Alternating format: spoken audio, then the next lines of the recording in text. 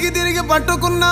ఎడ నుంచి వచ్చావే సిలగా గిలగా మొలగా పలగా రాయలేక రాసుకున్న రాతలన్నీ మారిపోయేనే లిమిట్ ని టచ్ చేసిన పిల్ల అన్లిమిటెడ్ గా వచ్చేసిందే లవ్ ప్రేమ కోపం మోసం నీ అమ్మ అక్క తల్లి చెల్లి ఏ